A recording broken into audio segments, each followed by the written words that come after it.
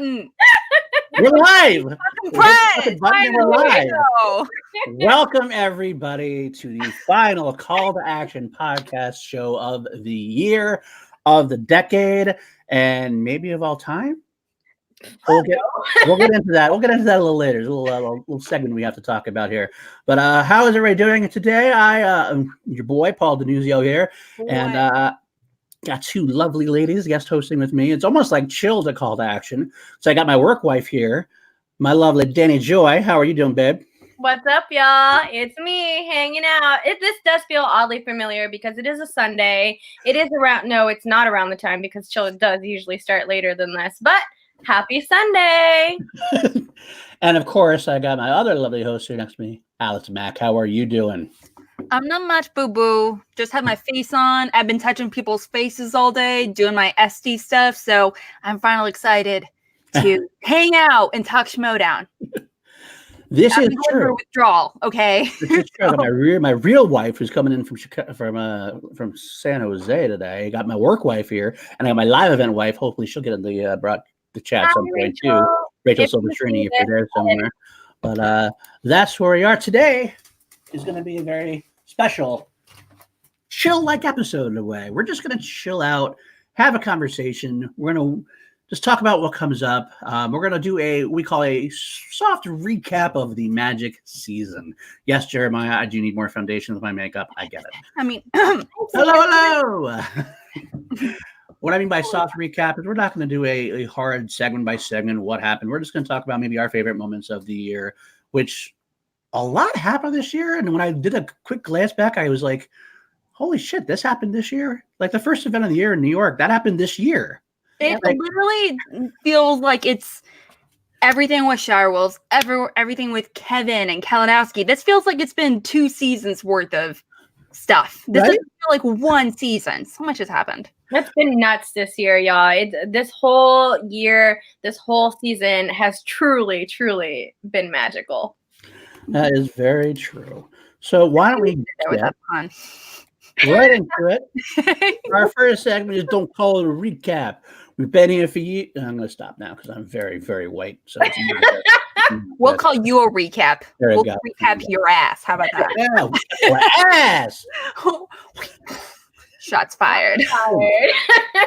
Well, you know what? I just mentioned it. Let's talk about the first highlight I had of the year was actually going to the first live event ever in New York. The first time I toured it out of LA, and it was getting to see a cool cut. 2 good matches live. We had Chance versus Janine, and of course Ethan versus Dan, which many consider to be one of, if not the greatest match of the year. But it's so long ago, people forget.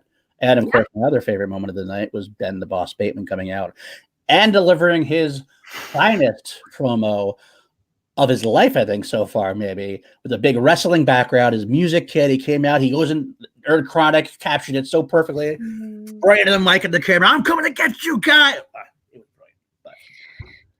But that was a great event. You guys weren't there live yet, though, unfortunately. No, we were not. Not at that New York event. No, that's true. We're going to get to that other New York event. Only actually our Army members that were there with me. That was the first time I got to meet Billy Belford, who went full Belford that day as well. Let's see, what was it? Kyle Grandinetti was there. I mean, a few other times. It was a really great live event, but it was definitely sucked me in, and I was hooked to going to live events after that. Oh, that's where I met Brandon Hanna for the first time as well. Well, Belford has that effect on people. Like Belford, when people say going full Belford, it's almost like a mentality now, or it's like when people say, "Oh fuck, what happened?" People say, "Oh fuck, I went full Belford." That's right. That's true. What happened? They black out. Full Belford is 100% and completely a mentality and a vibe. Right. That I definitely dig with, and I think that most fans should dig with. I do remember. We'll get to that. We'll get to that. Right. And yes, Ed, I don't believe we actually hung out that first night, though. I said I didn't mention you. You were there. He was definitely there. I remember him now, but I definitely met Ed at the later New York event. So we'll get there, Ed. Don't worry. But yeah. And the best horseman ever played. Who was that? I didn't think Brandon Hanna played that night, did he? That's my own thing. Brandon Hanna, greatest horseman of all time. But that was the first big event. What do you guys have for your first big event that you guys want to talk about? our first big Schmodown moment of the year, shall we say? Danie, you go first. So I think I'm going to wait until we get to Houston, because Houston was probably the highlight of my year. Is one of the best times that we've had. So whenever we swing back around to Houston, I'm gonna want to talk a little bit about it. You know what I'll mention next then? I'll bring up this next. This really was the season of the rookie. So many rookies debuted this season. They all feel like veterans at this point, but they all made their debut this season. And February was a big debut for rookies of all. We had 3 of the biggest rookies and 3 of the biggest Schmodown pros going right now. Paul Oyama debuted against Brendan the Kid Meyer in a great match, and who knew what those 2 were going to do. And of course, we had Kevin Smets make his debut at the same time. That's 3 bona fide potential players of the year type seasons, all debuting at the rookie year ones. That's a phenomenal rookie card. That's only like a third of the rookies that debuted this year. This many rookies that we've had. That's amazing to me. Yeah, so, yeah, it's pretty hectic for sure. Talking about, if we were talking about, I know when we got the notifications for who we vote for, in terms of player of the year, team of the year, rookie of the year, and after show of the year, just that'd be really cool. Good for us. Anyway, regardless, rookie of the year in particular, that was so difficult. Just dropping that little nugget. I don't have the steps, so go ahead. Yeah. But rookie of the year, I remember all the other categories in particular, I was like, you know what? I'm going with my gut on this one. I flew through all the other ones. That one, I really hung on there for like a good few minutes trying to choose who should be rookie of the year. Like what my heart says and what my brain says are different things. So it was also just a very personal answer, if that makes sense. Well, yeah. People who were rookie of the year that also were contending for player of the year, to be honest with you. But I mean, Paul Oyama was definitely considered for both. I mean, some people would say Kevin Smets was definitely considered for both. So I think whoever doesn't win player of the year, which probably won't be either of them at this point, but rookie of the year is definitely in contention for both. I think if it comes down to, it's going to be Kevin versus Paul at this point. I know Frankie Numbers had a little post about that. Frankie Numbers saying how spectacular is going to color that view, so to speak. Like a lot of people, he said that he would have given it to Paul after 6-0 title defense, singles champion, whereas Kevin had that one defeat. But now at the end of Spectacular, it kind of changed the narrative because you have Paul losing, and not only losing, but I love you, Paul. You got your ass kicked at a Spectacular. But okay, let's calm that down for a hot minute. Okay, I've talked about. We're good. Paul, okay. Paul, obviously rookie of the year, obviously. However, you want to go, Paul? I gotta say, Smets is rookie of the year. I do feel like Samantha said it in the chat, and I feel the exact same way. Rookie of the year was the hardest category for me to vote on, because this year definitely was the year of the rookies. So I think that, and it just shows how much the level of the playing field has elevated inside of the Schmodown. Mm-hmm. So that category was definitely the hardest one for me to choose. But I would like to hear y'all go back and forth about why Paul and Kevin are in contention. Well, okay. In particular, I feel like this is a schmo-bait waiting to happen. It truly is. I feel like this is a schmo-bait waiting to happen, guys. Time me for the opening and closing statement. Just go. But Paul in particular not only started out with rookie of the year, people knew nothing about him going into it other than he was from the families, and he was at that point undefeated. And, he's obviously an immensely talented player. However, he got to 6-1 matches. He's not just going up against little baby competitors. And don't get me wrong, his debut match was against Brendan Meyer, and he played against a few other rookie players initially. However, he defended his title. He played against some kick-ass competitors, really veteran, really amazing competitors, right out the gate. And several more were live matches, and that's pretty much unheard of for a rookie competitor. And he did so well under the pressure and just taking this all in stride. And he defended the belt. He defended the belt. And it took Ben Bateman Ben fucking Bateman, that guy, no pun intended, to take him down a little bit. And he lost, absolutely. And he lost hard, sure. But it took him 6 matches in a live championship match to lose. Yep.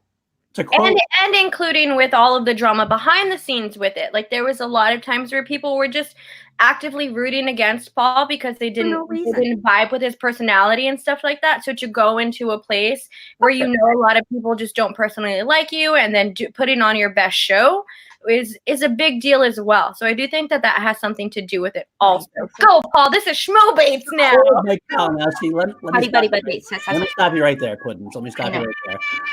Let me stop you right there. I love Polyama. I think Polyama had a great season. Go. Not going to deny that Polyama had a great season. He beat several quality moments. He beat Dan Murrell, who, as we all know, is second GOAT compared to only Andrew Ghai. But as we know, but let's talk about Kevin Smets debuted.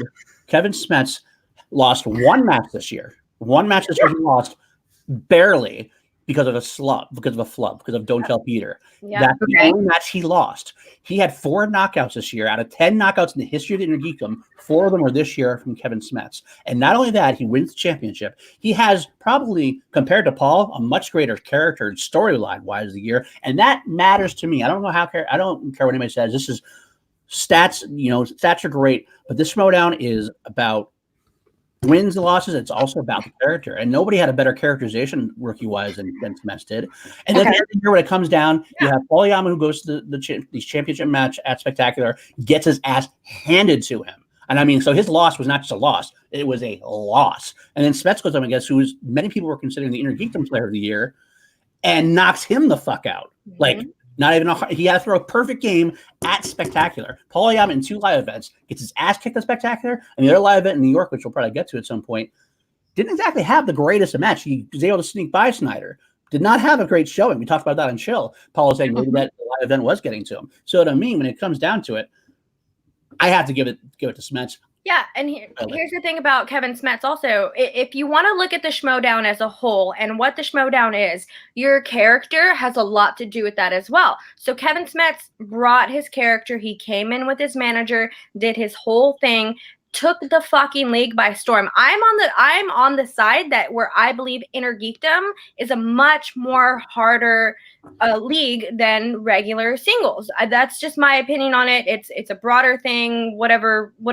But so that type of knowledge is way more intense than just going in regular singles. So that's where I feel like Kevin has the sort of advantage in that point, because Intergeekdom is hard, and he fucking crushed it. He crushed it. Not only did he crush the trivia, but he crushed being a character inside of the Schmodown. He kept with it. He kept up with it throughout the entire time. He had one tiny flub, and that's the only thing that people keep talking about, because no one remembers anything good that you did. People only remember the bad things that you did, right? Okay, well, if we're gonna make that argument, why aren't we talking about all the amazing things he did, that Polyama did? He's like all about, he really introduces like really intense sense of strategy to the match that was really kind of unheard of before. People, more and more competitors are starting to copy Oyama in terms of their study patterns, in terms of how they create strengths and weaknesses, and really using that towards other competitors when they're playing teams. Or it's all about not just studying for yourself, it's about studying your competitors more than you're just like focusing on your own strengths and weaknesses. So, and that's why he's such a great record. And not only that, he went into this understanding, all the storylines and everything. And he worked that much harder, being like, you know what, storyline, everything, Smets, he's got it. He's ace. He's part of my faction. We're bros. We're good.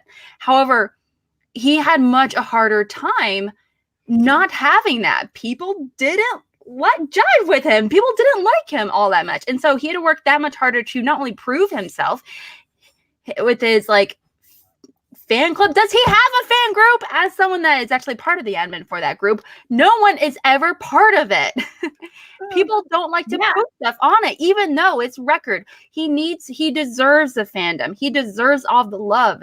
And all the competitors talk about him. about how he's amazing, how people don't give him enough credit, and how amazing he is live and behind the scenes. And everyone knows that Smets is great and all that, and he's wonderful. He is such an awesome guy. However, he gets all the credit. Paul gets none of the credit. Do you want to take a quick second off of this argument so we can move on from it? But really quickly, Brad Gilmore, the boat, a Texas legend, is inside of the chat. What's up, Brad? What's up, Brad? And also, we are at 300 subscribers now. Thank you very much, everybody. Yay!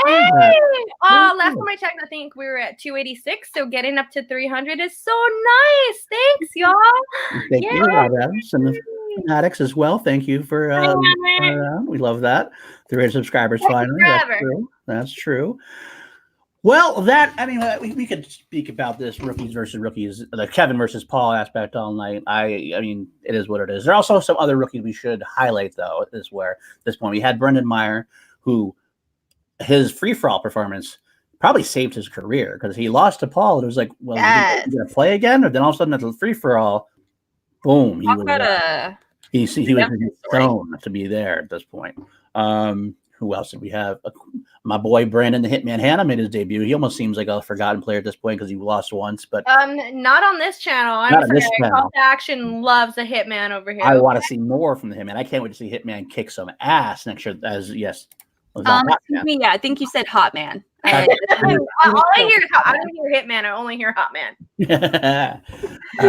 Of course, and because we mentioned Brandon's going to hate that I brought him up, and then I have to bring up his arch nemesis Chandra Donapani after that. But Chandra had a kick-ass year as well. Mm-hmm. Actually, low-key, the Brandon Hanna and Chandra rivalry, it might be one of my favorite in the Schmodown. It's probably the cutest one in the Schmodown. It's so nice. It's so nice and mean and wholesome at the same time. It's awkward. In fact, Billy Bell brings up that might be the C2A. What are the C2A moments here? We actually, I wouldn't doubt it.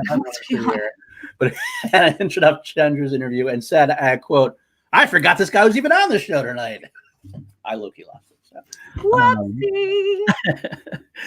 What about you guys? Any other rookies that you wanna highlight? Paul Preston was also nominated for Rookie of the Year, I believe. I think so. I'm pretty sure that's right. I don't have a list. I'm so sorry, y'all. But Paul Preston was a powerhouse inside of this league. The movie guys were a great team to debut this year. So and him and Adam Witt were such a great team together. And I don't want to put that on the side, because I think Paul Preston was a big deal inside of the Schmodown this year as well. And I want to take this moment just to say, we of course condolences to Paul.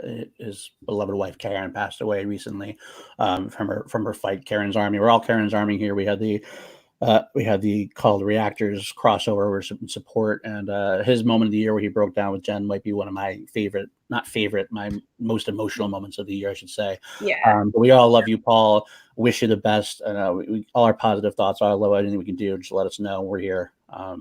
RIP, and once again, fuck cancer. So yeah, seriously. So I'll take a moment and just say that. But yeah, we love you, Paul. But beyond also the rookies we had, of course, James would probably kick our ass if we didn't mention the Looney Bin being a rookie sensation of the year as well. Video Drew, and of course Tom, who some people are saying might be top 10 drafted at this point. That would be interesting to see. God, it really was the year of the rookies. We're not mentioning Liz Shannon Miller. Rookie, I can't remember. Is rookie team a thing, or is it rookie just team of the year? There's new team of the year. Rookie team, because Looney Bin. Fuck yeah. They would have it in the fucking bag. There's the new team of the year, but that could be anybody. The family is technically a new team of the year. That was so it could be anybody at this point with that. Mm-hmm. But yeah, Video Drew and Tom, I will say, besides maybe just Andrew Ghai is the only other one that would come close to people who never break character at this point. They have yet to ever break character. Video Drew and Tom, even at the expo. I saw Tom break character.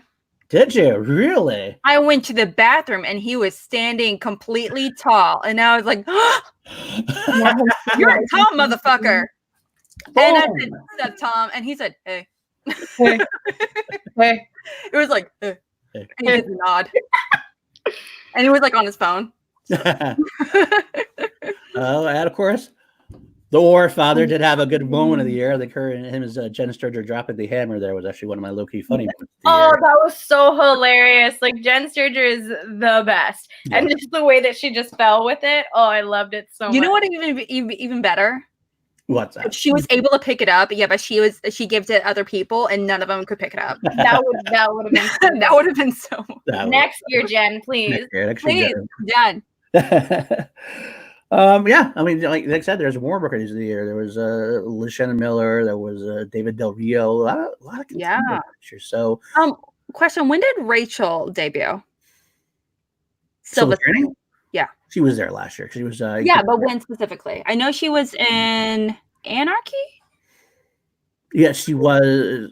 That's when I think that's when Inky the Brain formed, if I'm right. That's like I can remember her. I thought from Anarchy, but I mean, like it's just I remember thinking like Shire Wills is from last season. It's not from this season. Right. That fucked up, and I was like, what? My timeline is so off. I was like, that was over the summer. What?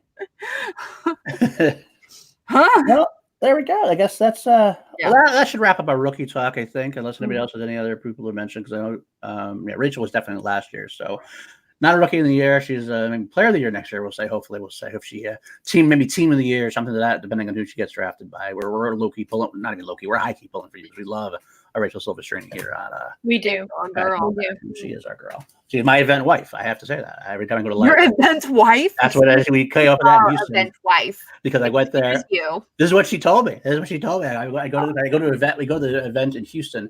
And I met her, and I was supposed to take care of her for the night, make sure she didn't make any bad decisions. And that's not exactly a great thing to ask me to do that, considering how drink I get. Like I didn't right there. That was when I met Rachel Silverstream. I was checking into my hotel room, and I was walking back and forth, and I saw her sitting down on a little chair couch thing that was right there in the lobby, and I looked and said, Rachel? And she goes, yes. Hi, I'm here for the Schmodown. Hello. You were in the same hotel as Rachel Silverstream. I did. And Janine and Rachel were both rooming together in Houston, and that was where I met them. It's actually because of Rachel that I was able to go to my first live match. Oh, is it really? Mm-hmm. Oh. Yeah, it was part of the thing. We interviewed her, part of Call to Action. I interviewed her like over the spring or February, March or something. I can't remember. And she like mentioned, yeah, I'll get you into like, and it's like, yeah, I can totally get you into the match and everything. It's like 2-3 days before Chicago. And I'm like, at that point, the tickets were completely sold out. Mm-hmm. Remember, like for Star Wars and Celebration and all that, it was completely sold out, like 1,000 whatever seats. And she got me in. Nice. And I flew last minute. I booked a ticket, like a ticket from St. Louis all the way over there because she was able to get me a seat. And I just hung out with our man Dylan and his wife for like, not even like for like 6 hours. It was wonderful. Sweet. Dylan's going to the awards, right? Yes. Okay. Yes. We'll get to that in a second, y'all. Into that. All right. Well, okay. Beyond rookies, we also had some other great matches. Obviously, we talked about before. Kalinowski versus Smets. The first one was a great match. The first time that Smets faltered, but it seems to be in this league, people have to falter once before they come back and storm the league and take things by charge. Like Roka did it. I know other people. Team Action actually has done it. Ben stumbled a little bit. But Kevin had that moment where he stumbled and it was heartbreaking. I remember watching the match and my heart dropped when he said, "Don't tell Peter." Like literally was like, but I literally cried. No, seriously, yeah. Not even exaggeration. I cried. No, yeah. In front of me. But it is okay now. Now that's all he come back now. He stormed back and had his moments. So now looking back, it's not quite as heartbreaking watching. It's kind of like when the Red Sox won the World Series in 2004. Everything else before that was heartbreaking. It's a little less heartbreaking now. So that's what I have to say about that. But what else do we have? We had since he's in the chat, we do have one more rookie in the chat here. I'm gonna find him. I'm considering voting for him at one point. Robert Adams made his debut this year as part of the congratulations. As part of the substitute stupid answers. Although we are gonna have to be like, bitch, if you do go up against, because you called out our man Andrew Ghai, so you know. Yeah, as much as I love you, if you made a little challenge, a rematch for Andrew Ghai, I think You're gonna have to go out That Cinema Fanatics. Cinema Fanatics. That Cinema Fanatics episode where they did that reaction to it, and Robert was in that match was hilarious. If you all go back and watch that reaction to that match, it's so fucking funny. Please go and watch that. By the way, it is Cinema Fanatics. It's got to be a running joke. I know what it is. Cinema Fanatics. That's a running joke. But yeah, when the Patreon Awards came out, there's a couple different spelling miscues and everything else. And Lucas! What the fuck? Oh boy, domestic disturbance about to happen. What? It was one of the cats, Alex. It was one of the cats. There you go. Robert saying he's okay, guys. Actually, Burnett's fault. I will go with that. Maybe we should challenge Burnett and go from there. I like that aspect of it. Yeah. Oh, can you picture like a three-way match in New York? Alex, the cat chip. Son of a bitch, guys. You're not back him up. We love a Lucas. He's my best friend. Don't take his side. Are we in May yet? What part of this are we in? Well, we can talk about Houston now. Let's talk about Houston. Woo, woo, woo, woo. Okay, so I want to start with this really quickly. Houston was my first live event. This year was when they started really kind of branching out and doing live events like that. And I was really excited when they decided to go to Texas. And not only were they coming to fucking Texas, but Andrew Ghai and Ben Bateman were going to be going up against each other in Texas. Civil War. Felt like fate to me because I've been an Action Army member since day one. I've been a big fan of Team Action. I've been a big fan of the guys for a very long time. So getting to see this match in my home state, very close to me, was so nice. And not only the match, the match was great, whatever. The fucking digital wheel can burn in hell. Thank you very much. I want to spin again. Oh my God. It still hurts my heart. It still haunts my dreams, Ben Bateman. But not only that, the Action Army and all of my closest friends were basically solidified inside of this match. And the Houston event was genuinely my highlight of the year. It was so great to finally meet everyone and to see everyone and just be a part of that whole thing. So, oh man, Houston was my definite highlight of the year. The Founding Fathers match against the guys from Houston, Double Toasted. Thank you very much. Double Toasted. That was still a fun match. It was really fun to see. The guys from Double Toasted were really funny. Their family was there, so they made a big thing about it. It was really loud, so there was a bunch of cheers on all of the sides for it. It was really fun to see them actually do a match inside of a wrestling ring, especially because the Schmodown is kind of modeled after WWE, UFC type of stuff. So to be able to have it done inside of an actual fucking wrestling ring was hilarious. And that was, I believe, I really want to say that was the very first time that Ben Bateman threw I just so happen to have this right here. That was the very first time that Ben Bateman threw up a 5. Paul is about to kick me off the stream right now.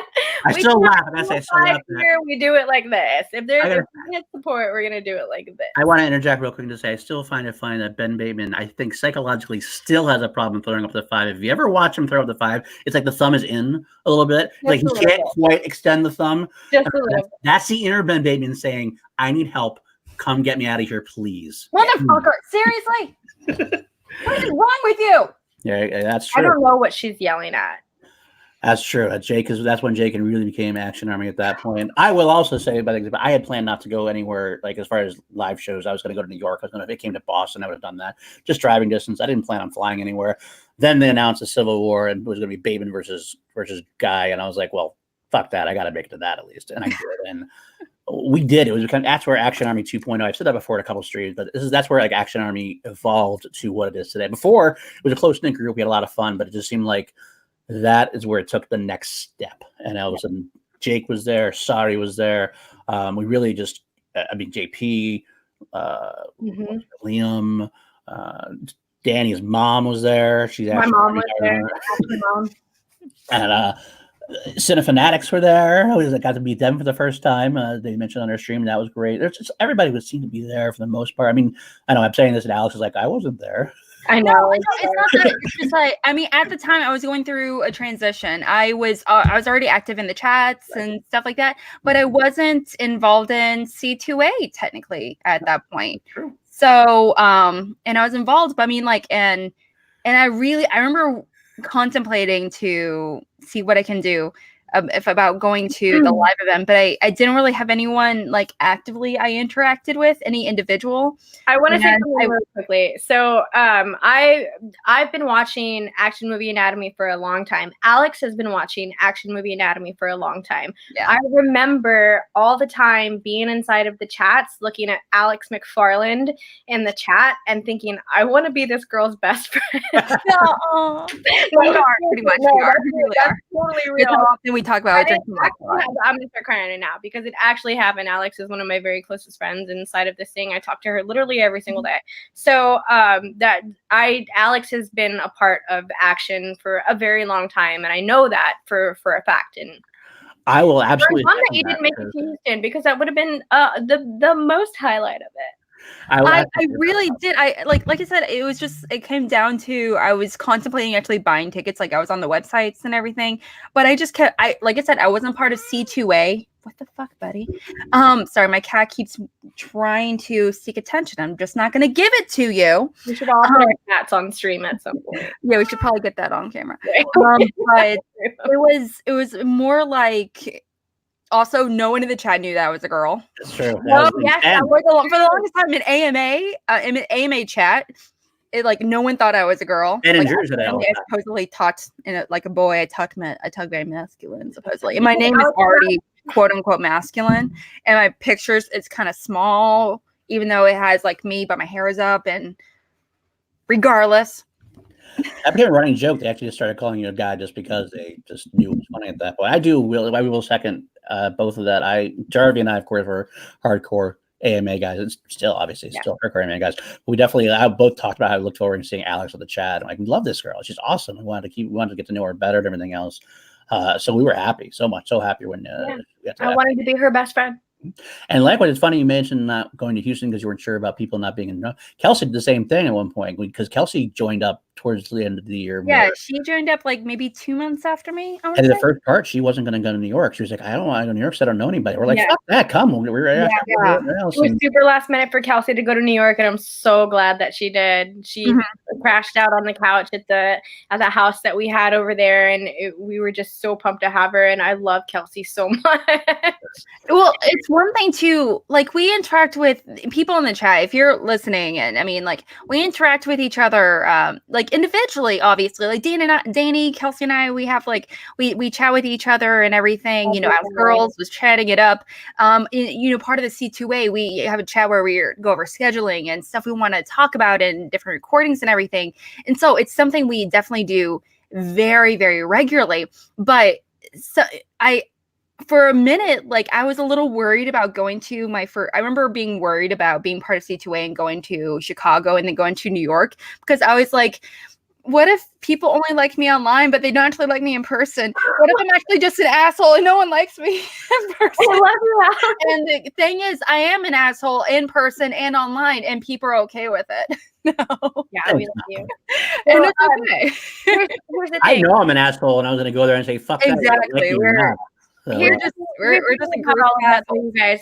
We're all able to have these weird friendships online. Like we see each other, we talk to each other literally every single day, all because of the Schmodown. Yeah. All because of this weird little thing that Christian Harloff and Mark Ellis decided to start a few years ago. And now we've all developed, like not only us at C2A, but just everyone inside of the community in general, everyone a part of the Facebook group, Justin Square, and all of those people that post on, Justin is the only person who's coming to mind, sorry. All of the people who post inside of the Facebook page and everything else like that, all the entire community. We get to have this because of the Schmodown, and that's amazing. So this whole year truly has been a magic season, because not only has it elevated the Schmodown to a specific level, but it's allowed fans and reactors and everything else like that to be a part of it in a very different and very specific part of the Schmodown. Because I can remember when the Facebook group first started and how weird and toxic it was. And it's definitely not like that anymore. The community has grown and it's changed so much. And Justin is a goat on Facebook. His caption list is amazing. Nerd in the chat and just all of the promos and Brian Ward, all of that stuff, like all of the graphics and different things like that. Like this whole season has really elevated it to a completely different level, which I believe that we are all very grateful and thankful for. Absolutely. So Christian, if you watch this, thank you, Big Boss. Corey. Oh, yeah. Let's see what else. We should actually, we don't have all night to do recaps, so I think we should, speaking of the Action Army aspect, why don't we jump to New York? That was our second big Action Army event, so to speak. I mean, we had a couple Action Army events, but that was a big one, I think. You mean, can we just title that part, the day Lucas and I slept until like 12:30 in the afternoon? Oh, yeah. We were Lucas and I, we were up till like 5:30. There's a lot of stuff about New York that we can talk about, and a lot of stuff about New York that we shouldn't talk about. That's very true. I'm happy with everything. There was a lot of drinking. There was a lot of punching. There was a lot of strangling. I think at one point I strangled Smets. You did. There was a record of it. I think I have a picture of that actually. Mike Deacon, that's where I met Mike Deacon. Met most of us at that point. That was great. Yeah. We had the Action Live event. That was actually kick ass for some of us. Ben and Drew had their first live event, which was very fun. I can't find the MacGruber picture. I desperately looked for it. I'm moving, so I'm trying to get all my. Wait, I have it. Give me a hot minute. The MacGruber picture. There we go. But the one that they actually sent out to the Patreons. If you are not a Patreon of the Action Army, I definitely recommend that you do it. Ben and Drew sent out a whole bunch of stuff. They put out background stuff about it. That shirt was the best part of New York. It was fucking hilarious. Oh my goodness. Paul, please tell the story about that shirt. I will. That happened. There you go. On a Action Unfiltered stream where Ben and Drew. Okay, I'm sorry about the glare, guys. I'm gonna try to angle it. There you go. That's good. I love it. Look at that. Oh gosh. Ben and Drew did Action Unfiltered streams, and at one point they were doing separate streams as well, just to kind of keep up with talking to the Action Army. And one day Ben was doing a solo stream, and at the beginning of the stream, for some reason, he wanted to tweet out this picture just to say that he was live and we were going and everything else. So he just does this quick boom selfie and puts it out there, and it's by God the worst picture like you could have put out on social media. Like Ben looking like. And it's like, what the fuck are you like? No, I think if you remember LA, Paul, I think I got a worse picture. There's another one that's pretty good. I will say that. Much worse. But at the time, so Billy Belford was very quick to take that snapshot, put it on a shirt, and then me and Brandon and Billy and Janine the Machine all put that on. And then when we got to go up to the table where Ben and Drew were signing items, we just showed him the shirt and said, "You gonna sign this for us?" And he was horrified. Okay. Oh, and can't forget Haskell, what he said. Yes, that. Okay, he recorded on his camera this little situation we had right outside with D2A with Nico. Really quickly, we have a weird. Nico was putting on the trivia for Thrawn. For Thrawn, I'm not sure how to pronounce it. I'm so sorry. I think it is. Yes, he's doing a fundraiser for that. He asked us a long time ago to be a part of it, so we did record this small little promo for it, where we're being very action to D2A, and we don't know who that is. That name just keeps getting floated around. I still don't know who D2A is, but that name gets floated around and stuff like that. No answers. I don't know. Yeah, it's a legitimate question. It's like, And Haskell did record that whole thing, and I thought he did of it, and then all of a sudden it was gone. So. It was great. Stuff was set on fire. Stuff was set on fire. There was some legit stomping away. I pulled out my inner Miranda Priestley. There was actually police that pulled up. Do y'all remember that? I do. I was like, oh fuck. I watch approached us with a fucking contract. to sign in favor of the Fucking match. contract. Well, if you ever watch wrestling, you know that contracts aren't going to get signed. They're going to be. You're just asking right for a there. nice throat punch. That's what you're asking for. This is my crew, and I love them very much. Yes, Absolutely. they will throat punch. We're very defensive of each other. Like, we got we can make, like, Paul, I can make fun of you, but no one else can make fun of you. That's It's like right. family, you know. Exactly. We back each other, no problem. Like James Spence, we will mock the hell out of, but he's our asshole, so only we can make fun. That's right. So. He's our gaping chest wound. I That's wish right. someone else would call him a gaping chest wound. That's our gaping chest wound. Okay? But anyway, we've got so many stories we could tell, but we don't have all night here. So let's move on to the action. One of the best events happened after that. I think it was August, where the Shire Wolves finally decided that they were going to retire and move on, and that was a very emotional match. Even though they lost the match, it almost was. I felt bad for Corruption because they were like in a no-win situation. Like they couldn't lose the match because they wanted the titles, but when they won the match, you were beating the Shire Wolves on the way out. It just felt like a no-win for them. Yeah. But man, let me tell you, Rachel Cushing, GOAT. It's between her and Dan, really, both underneath Andrew Ghai by a little bit in my mind. Just that's my own thing though. But Rachel Cushing and Dan definitely GOAT, and Clark right up there as well. Two ladies who worked their ass off and basically, along with Janine and Breanne Chandler, really paved the way for women in the Schmoedown, and that's an amazing, important thing. They're great role models. They're phenomenal people, and we're gonna miss them. We already do miss them. I hope they come back for at least exhibition matches or Yeah, I mean. And I know individually they've talked about how they both plan on being behind the scenes, whether it be, at the desk or anything along those lines. But Rachel's talked about how she doesn't plan on managing. However, she definitely plans on, mentoring some new competitors. She loves, working with newer competitors and finding the right study strategy that works for them, because obviously everyone's a little bit different when it comes to studying and, finding your strengths and finding your weaknesses. Yeah. Well, Rachel also said that's part of the reason why, one of the reasons why she retired is that the game has evolved to the point where it's definitely getting more a little more sports oriented, a little more trash talk, a little more gamesmanship, and she was more about the trivia and the friendship and everything else. So she'll be great to mentor people as far as trivia, as far as how to play the game goes and everything else. But then she doesn't have to worry about like going after like somebody else going after her or going after her and just that kind of gamemanship. But yeah.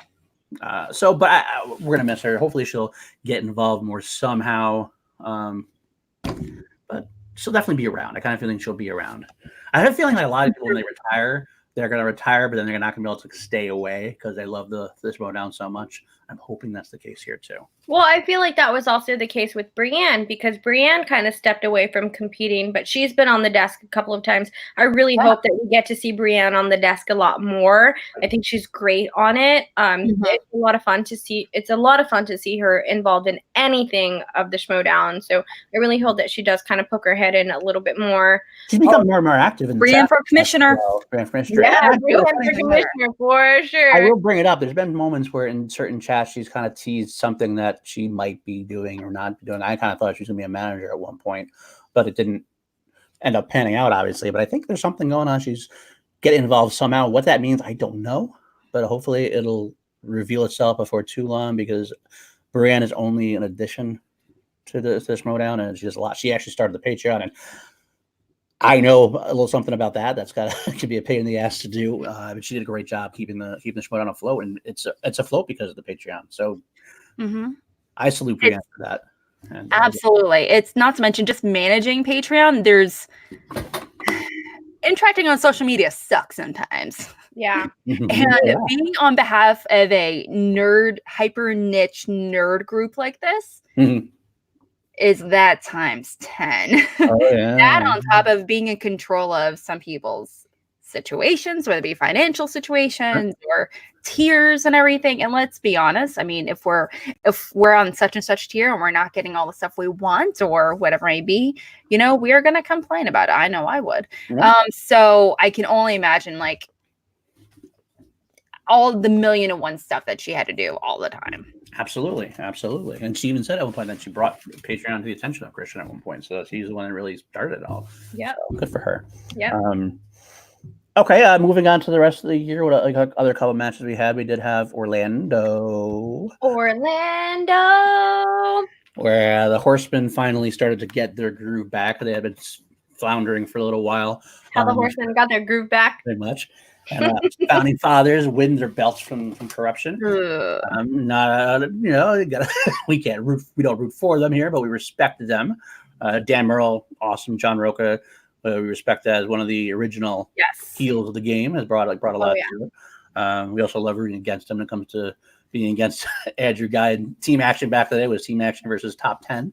John Roca walked so Andrew Ghai could run. Yeah, I'll say that. He stood on his shoulders, so to speak. That's why we respect him on this podcast. I know he was the first competitor that got me into Schmodown. Like the first match I ever saw involved John Roca. I don't remember who against, but I remember being like, that guy, John. I want to watch another episode of him. So I just pressed next. I watched a bunch and it just snowballed from there. And there are a lot of people who come into the Schmodown that were watching movie fights and stuff like that. So Dan Murrell brought a lot of people into the Schmodown and stuff like that. So I do feel like the name Founding Fathers is such fucking chef kiss with it, because it makes sense, because a lot of what the Schmodown is now is what John Roca and John Roca and Dan Murrell did. So absolutely 100%. Absolutely. And of course, John gave us a shout out too. So we got to give him credit for there. John Roca gives us the most free press that we could ever ask for. We love you, John. Please come on Chill. Thank you, John Roca. Well, actually, it would be he's already been on Chill to Action. I have Robert. Just want to give you that. He's been on Chill before. That's not as him. Yeah. He was hiding in Mike Kalinowski's apartment or Mike Kalinowski's place. Mike came on. Mike went away, and somehow John Roca snuck in for a couple minutes. That was a fun time. He came on with a Guy Fawkes mask. If you have not seen that episode, please go watch it. So it's the end of the year, y'all. Please go watch all of our old episodes. That is one of my absolute favorite Chill to Action episodes. Is the Mike Kalinowski Shannon Danie episode. It's so fun. It was so cool. Roca was on with Shannon. Yeah. But yeah, that's that. They won the belts, and it was great for them. It was good for the league at this point, so they got to go to Spectacular. Of course, we had the two tournaments. They were we could spend another 2 hours just talking about the tournaments, how great they were. I mean, we already had recaps on this. We should just kind of touch base on them. But the Ben going through the singles tournament, knocking Brendan Meyer the fuck out, having his back surgery, fighting through that, and then getting to face Bibiani at Spectacular. Great matches in there. And do you think? I know Bateman's. Some people are talking about how he should low-key possibly be considered for Player of the Year. But do you think in that case, do you think he should be considered for Comeback Player of the Year? I know Jeff Snyder is also. A lot of people talk about him being a Comeback of the Year. It's hard to say. I mean, considering last season, Bateman wasn't in the greatest of situations considering his record. Well, who's the boss? I mean, at the end of last year. He won the tournament. He won the tournament with who's the boss, though. So he kind of ended on a high note. He didn't win the belt. He did lose the Shire World. Okay. But he did make it. So that's considered one of the greatest matches of all time also. So from last year, of course. But so I can't really say he was down. I mean. That's fair.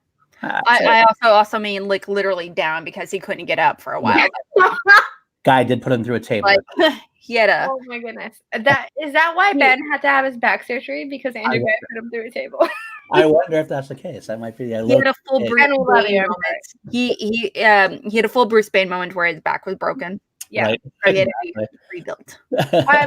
One of the fun things about being a Patreon for the Movie Trivia Schmodown is that you get a lot of behind the scenes sort of things with that. And I do believe it was on Patreon. Please correct me if I'm wrong. Where or no, maybe it was on the Bibiani Chill to Action episode that Bibiani said that was actually a breakaway table. It wasn't a real table or anything like that. Go watch that episode, because the Bibiani Chill to Action episode is also one of my favorites. I had the most technical difficulties with that episode. I know. I felt so bad for you, Danie. I was in a hotel. I was out of town. I was in a hotel room. That was when we were completely stricting chills to Sundays. And That was the worst. Hotel Wi-Fi is the worst. Well, low-key, Bibiani said he will come back just for you so you can have a full episode. He did. He did say he would be on my get future him back. project also. So thank you, Bibs. So, the tag team tournament had some phenomenal moments. Again, we recapped it already, so I shouldn't go into too much. But of course, we got to bring up the Atchity honorary action member by giving the family the win. But that here's my thing about that. That's a great segue for what's going to go on into next year as well, because what Matt Atchity did, if Paddington 2 would have had a manager, the whole situation might have been completely different. And that's why I do believe that managers are such an important part of the Schmodown, and why they're even the managers that we've had now are a big deal, and a big reason why teams succeed inside of this is Roxy. I think Roxy said it, like she would have never let them. Kristen said that. Kristen's like, you think Roxy would have let that happen? Fuck no. No, not at all. Take the W, my dudes. Just fucking take it. Now come on, chill and talk about why you did it. You should put that on a shirt, Danie. Take the fucking W, my dudes. Or just put my dudes. That is my Danie's that's Danie's call sign. My dude. Coming in, my dude. My dude, no. My dude. My dude. Turn around. Y'all, my dude. But either way, I'm glad it happened, because that led to action, a civil war continuing. We got the family versus who's the boss. And the family beating who's the boss is some definitely redemption for Andrew Ghai. It was a clear, clean-cut match. You talk about the first match with the Civil War was family versus Bateman and Dagnino, so there's kind of an asterisk there. Then you had Bateman killing Ghai, unfortunately, too soon in Houston with the digital wheels help. So this one was a one-on-one match without controversy. Do you remember that picture of Riley finding out that he lost? He was like... He was so pissed. He was so pissed. And that was like his face for like a good 2 minutes. I kind of wish there was like a close up, but I feel like people would have might have combusted. Yeah, it's if we got too close in. But it was. I am very much glad that the Matt Atchity challenge is part of moment of the year for the awards. That's because it was a big moment, and like I said before, it's a big testament to why managers are so important to this league, and I do feel like it does completely deserve to be part of moment of the year. Maybe a tiny bit over the Don't Tell Peter moment. I understand that Don't Tell Peter was a big moment inside of the Schmodown, but I think that I do think that the Matt Atchity thing was a much better contestant for moment of the year. Okay. Yeah, definitely up there. I don't remember actually who I voted for that, because it was that close in. I don't remember who I voted for anything except for one specific thing. My moment of the year was when Ghai pops back up on that fucking screen. That was another one. And we all screamed Danie, you and I were sitting next to each other. Literally, we were shrieking like we were groupies for the Beatles. Our tiny section. It wasn't a tiny section. It was like a whole section, and a little bit of Horseman fans inside of the front of us. But the rest of us inside of that section were all Action Army. We all sat together, and I feel like we all sat in the right place. There was so much confusion about where we were going to sit. No one was like, Alex isn't here. Where the fuck is Alex? I'm sorry. I have to pee every once in a while. And so we all sat in the section that we sat, and it was perfect. It was great. So that whole moment when Andrew Ghai popped up, when Robert Meyer Burnett came out to talk about his team for the next year, and then all of the lights went down, and then Andrew Ghai pops up. That's another good one right there. I know. I was just thinking. I was like, "Wait, hold up. Can we get that GIF? GIF, whatever it is. I do. Do you have it?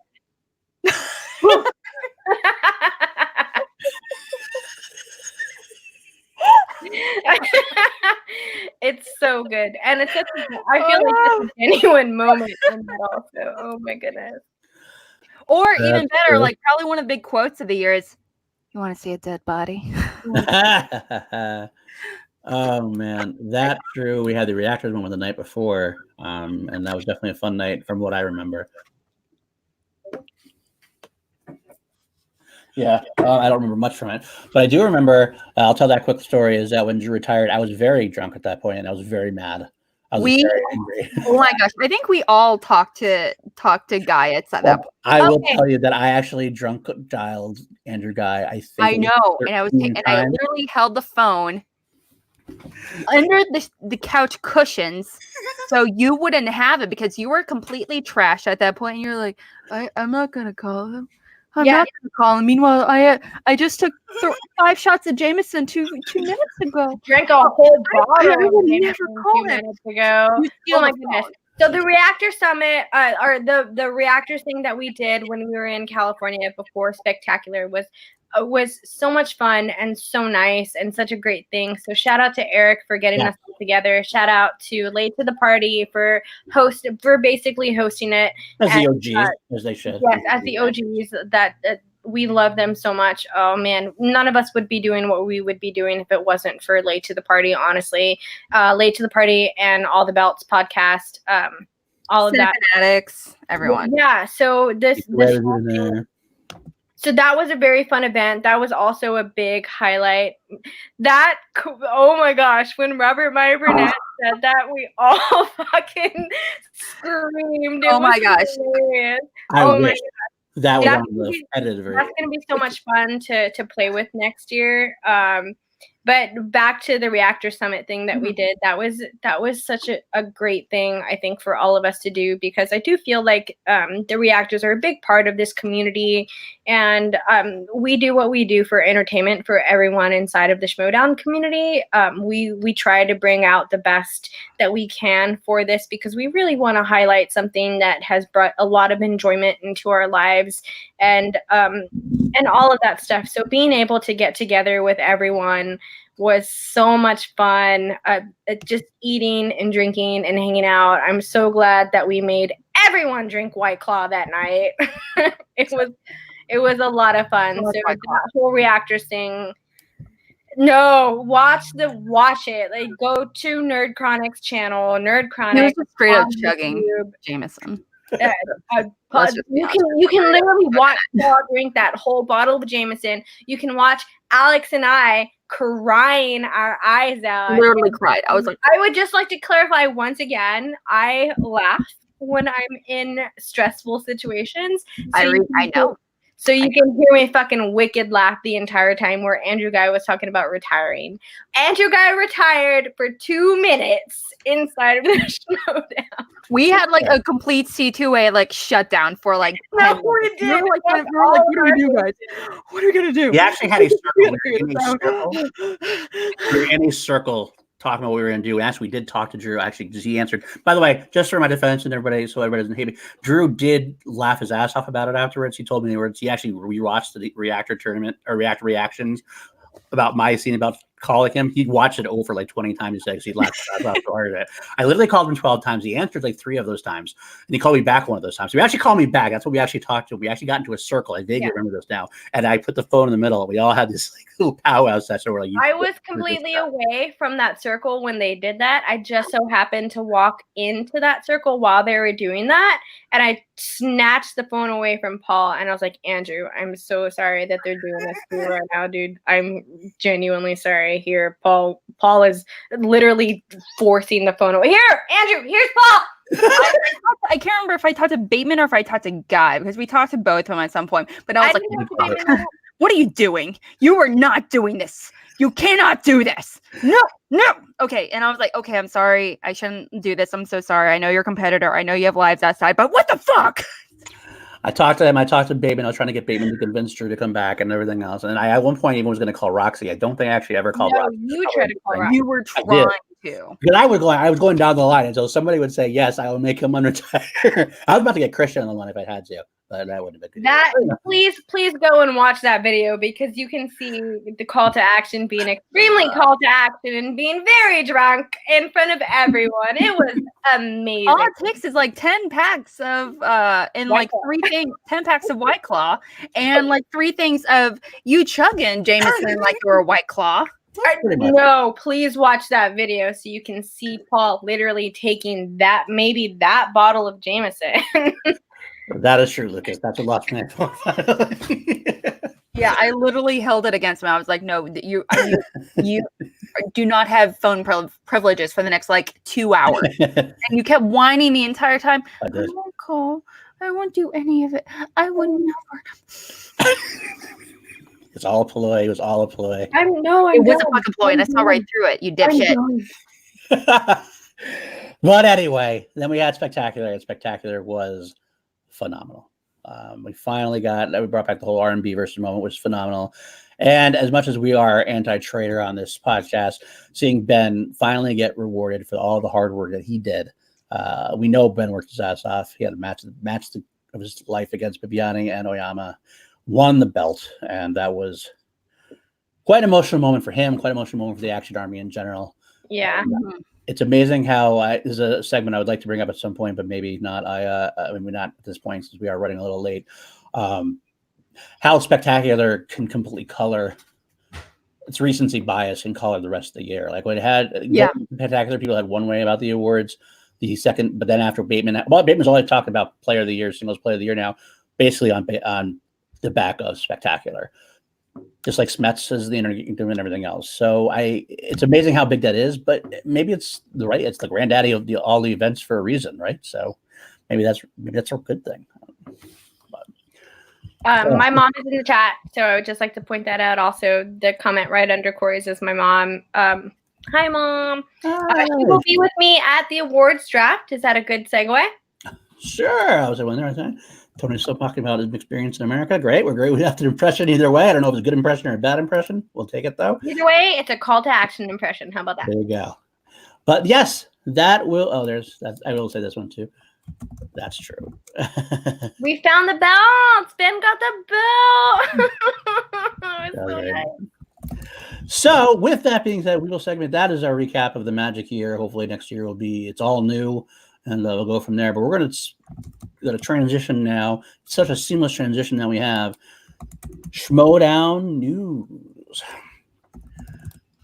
Well, we have a lot of news to develop. I didn't think we had a lot, but then we kind of kept coming up with more, and then Christian was dropping stuff. And so I guess the first thing we'll talk about is the older news first, which is Atlanta was announced. Atlanta was announced.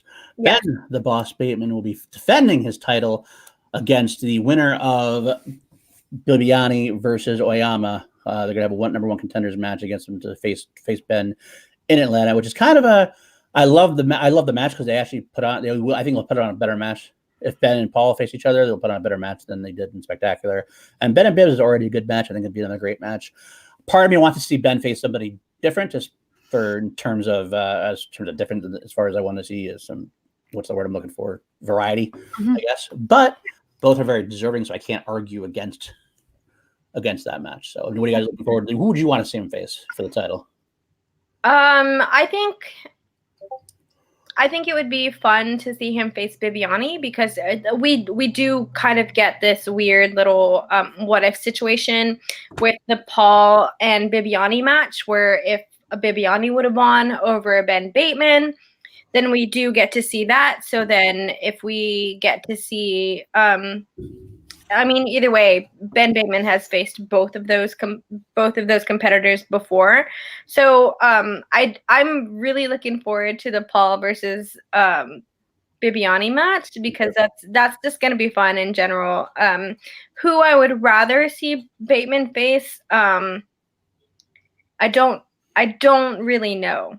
Genuinely, I don't know. I think I'm going to be happy either way. I think I do have a lot of faith in Ben Bateman, and I do think that he is going to defend the belt, and that would be a lot of fun to see as well. But between William Bibiani and Paul Oyama, they're both great competitors. They both have very similar strengths, I believe. So it'll be a great match to see either way. So I really don't know who's going to win between the two of them. I don't. Yeah, I don't either. Al, what do you think? I honestly, I'm indifferent, honestly, about the contenders match. I think it's awesome. I'm excited for him to defend it. I'm really excited to see it in action. However, it's just he already played both of them so recently, and so it's just like, maybe I'm going through maybe because Lucas and I, we've been to quite a few live events recently. I feel like I've seen some combination of all these competitors already in the past few months. It just feels so recent. So I just kind of want to see new blood. I was actually much more on the same wavelength as Lucas has mentioned here. I'm more excited about Damon actually competing in IG. And I'm more excited also about Emily. Is it Emily Rose Jacobson? Is that it? Yeah, I'm more excited about that than the singles match, to be completely honest. Well, Damon, hello. We will talk about that in a second. I'll just think my voice is that I'm glad to see Ben defend the belt. I want to see Ben defend the belt and see where he is on that, because it sucks to see him win the belt and then lose it right away. So defending the belt's kind of that next challenge for him. I'd like to see Ben keep it for a little while, and hopefully I hope he keeps it long enough so that Andrew Ghai can challenge him. Yeah. I know. I'll slow down. Andrew Ghai's a shit singles player and never challenged, but I don't care. I still want to see Ghai versus Bateman for the belt. I'd still love to see it. But Laddie, let's talk about that next match, the Intergeekdom match. I'm very excited to see it too. I mean, Alex entering the IG world. We don't know what he knows outside of Star Wars. Exactly. If he spins Star Wars, the match is going to be over, pretty much. But if he doesn't spin Star Wars, what does he do? I mean, I will say that if he's a Star Wars person, he's probably an Intergeekdom person as well. I mean, they tend to go hand in hand. He might not have the depth of knowledge of Star Wars with other leagues, but I think he'll probably be okay. But Emily Rose Jacobson has also low-key she kind of got, if I remember correctly, it's been a while, she lost pretty handily her first match, but then she came back significantly better. I mean, don't get me wrong. I mean, she's not Kevin Smets yet. However, she really held her own. I mean, honestly, she's not someone we should definitely scoff at for sure when it comes to IG in general. She's on my mock fantasy league. Whenever we did that whole fantasy draft thing with Call to Action, I drafted Emily Rose because I think that she's a great player. And I think that she will show up. And I think it's really interesting that she gets to go against Alex Damon with it. It'll be really different to see Alex Damon in a different league other than Star Wars. Yes. That will be the match that we get to see him, and it's going to be at a live event, which is also a different aspect because there's a bunch of people watching you on this thing, so it's going to come from but I don't necessarily think that that's going to be a big deal for Alex Damon, because he's already done it before. But he's only done it in the same thing, though. No, well, we've never really seen him really stutter or anything, or really see him question himself. And also, I think I smell Lucas making mac and cheese with tuna. Oh, Lucas, stop it! You suck. I love Lucas. And I hate to take away from the sorry, off topic. But that is a good way to kind of talk about SEN and the move from Collider to SEN, which I think is a big deal inside of the Schmoedown community. I'm very proud of Christian Harloff and what he's doing with SEN. If y'all are not watching SEN Live and you're only watching Schmoedown stuff, you're completely missing out.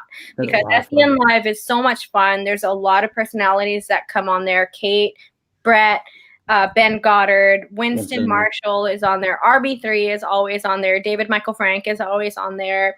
Or not always, but they're all on there. And SEN Live is such a fun way to... Bagel Boy. Bagel. If y'all haven't heard that song yet, and if you don't know what I'm talking about, you're completely missing out, because that song is probably the best thing ever. It's a lot of fun. So watch SEN Live. I know that a lot of people who are in the chat right now do watch SEN Live. Go and watch that. They're live every day at 12 Central, 10 Pacific. So that would make it 1 Eastern, I believe. Yeah. Kate is the best. Oh my God. The robot is hilarious and a lot of fun, and it's a great way to interact. They have a lot of Schmoedown players that are on there. Ben Bateman has been on there. Andrew Ghai has been on there. Mike Klonowski, I believe, has been on SEN Live. If not, I know that he's been on Backstage. Yeah. So all of that stuff. And I just want to kind of talk about that really, really quickly, just to kind of promote that. So please watch SEN Live. If you're not watching it, hang out in the chat. Please don't be a fucking troll in the chat and talk shit about Collider Live. That's all. Yeah. I love both. I still watch both, to be honest with you, if I can. So I do too, I love yeah, Roxy and because I Dorina. love Roxy. I love Dorina. I love so Mark much. Riley. And I mean, Yes, Mark Riley is a huge fan of the podcast, and I'm a huge fan of Mark Riley and all of that stuff. He's been super great. Please watch our Chill to Action episode with Mark Riley. Probably the best interaction that I've ever had. That was my biggest highlight from New York, was getting to talk to Mark Riley and his wonderful fiance after everything, and just oh man, they're the fucking best, man. Yeah. Oh. I agree. Subscribe to his Patreon so you can do this whole writers thing. I know that John Mariano is a part of it and other people are a part of it. Do that as well. That's so amazing. So just support these people because they deserve it. Yes, it's one of those things. I mean, I know at C2A we're definitely a constant presence when it comes to being involved in the chat and the callouts and everything. Everywhere. But at the same time, it's also oh, thank you. It's honestly, honest to God, I'm working during those times. If I'm able, I can catch a live, but 99.9% of the time I don't. I catch a random episode here and there. But Lucas watches all of that. No, legitimately, he watches like every day, every other day, and probably while like he's playing a game. And I listen to Collider Live, I listen to Top 10, I listen to Critically Acclaimed, all these other movie podcasts, but not Sen, because I listen to them when driving to work. So I just can't listen to 2.5 hours worth every single time. I don't know why the chat is talking about Whataburger right now, but Whataburger started. I live in Corpus Christi, Texas, y'all. This is where Whataburger started.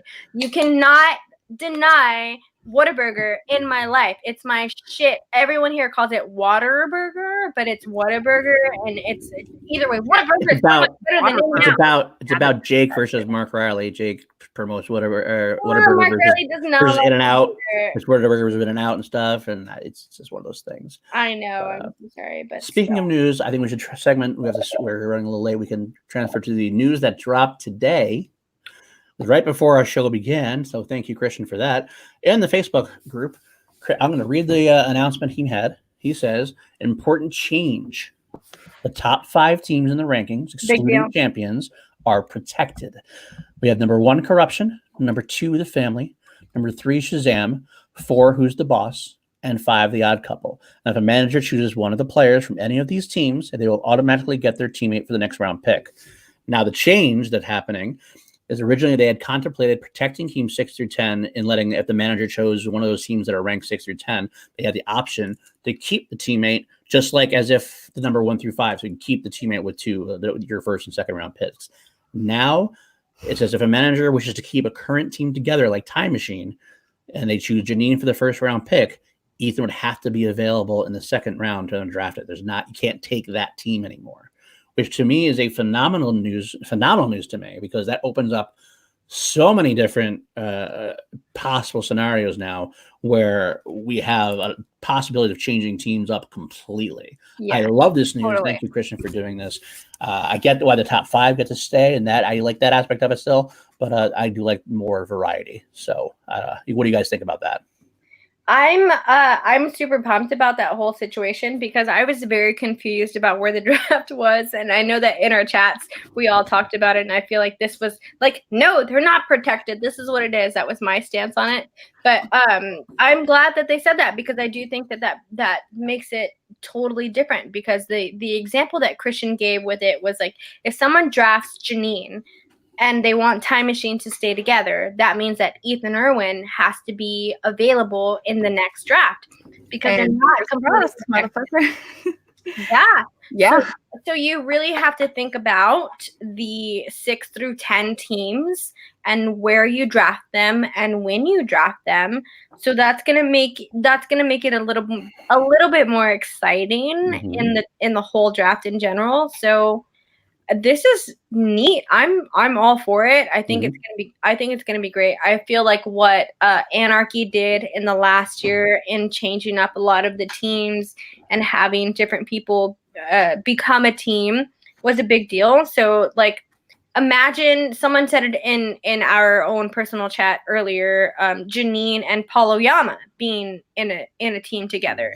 That's intense. Yeah. That's the potential that we have for next season, and in this new era that we're going into is a lot of fun, and I can't wait for it. So I think I'm glad that they did that. I'm glad that they did that. There we go. Also, Yeah. thank you, Corey. I mean, that's 6 through 10. These are the ones that are no longer. These were the ones who were protected. Now which no are longer. all teams that we want to see stay together, which is because they all work very well. Fury. Can you imagine? Can you imagine? No, I thought Looney Bin is going to be. It was in the top. They're not. Nope. They're I announced it. Separated. Can you imagine? No. Okay, so I actually do have a problem with that. But it's one of those situations where I completely understand where people are. What I'm really kind of hoping to take away from this is I'm all excited for it. I personally don't really watch sports all that much. I don't care about sports all that much. But Schmodown's my thing, so I am excited to learn about it. Oh, Lucas is eating tuna mac. I'm so jealous. Tuna mac, no, don't be jealous. Listen, you know what? I am very jealous. I'm also very hungry. All I had today was I had Qdoba at like 11 o'clock this morning. No regrets. But anyway, but regardless, what I'm excited for is that when people stop digging through my trash, when some of these competitors, I'm excited for managers to really kind of exhibit their strategy, and knowledge of individual players, not only what would be really interesting combinations for potential new teams, but also potential of these single players, like people that we thought were going to be singles players or are going to be now in teams. Maybe if they don't want to. Kevin Smets, if you want to be in IG, awesome. You're going to thrive in IG, obviously. But who knows? Maybe you're going to be in teams next season, whether you like it or not, because you might be drafted in a team where you have where they need that extra competitor to be next to them. So I'm really excited to see some really unusual combinations of competitors. Yeah, who Kaiser drafts in that whole situation, because Kevin Smets is protected under Kaiser. So to see who Kaiser decides to draft inside of those 6 through 10 teams, which are all powerhouses, all of them are powerhouses.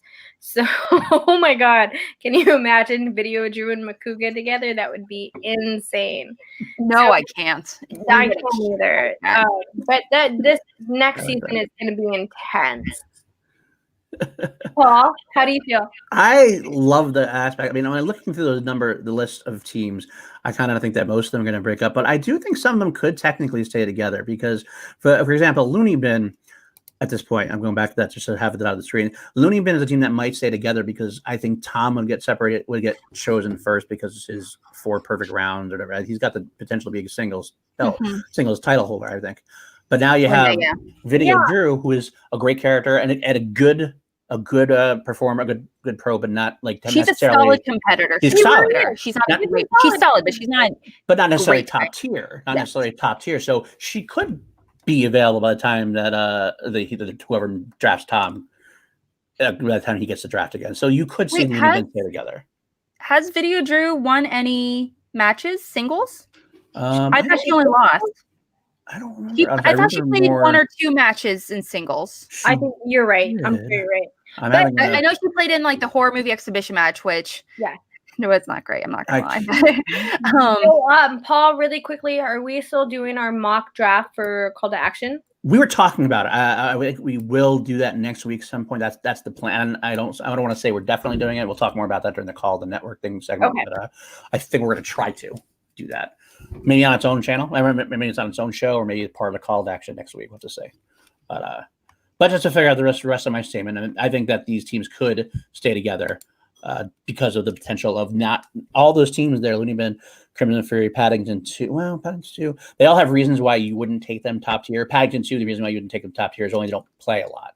Like Atchity and Durrell, they don't play a lot. So that might drop them down a couple of slots. There's a lot of stuff that I kind of want to talk about it, but I want to wait until we talk about the mock draft if we're going to do it. Well, all right. Time Machine's their big one. I think that's the one that has a hardest chance of staying together at this point because I think Ethan definitely is a top tier player, and Janine is not too far away from top tier already herself if she might even already be there at this point too. So, because she's considered by some and by myself, I think, to be the best player who's never had a belt at this point. I feel like they're both players that would go in the same round. I know that there's a lot of people that say that Janine is not, but genuinely, y'all are still sleeping on Janine, man. Mm-hmm. She's a top player for sure.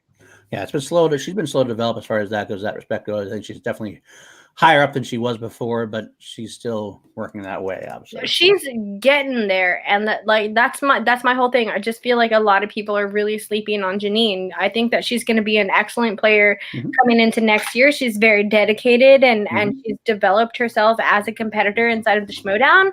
And I think that all of the things that I hear, the tiny things that I hear about it, like y'all are all sleeping on Janine, man. I agree.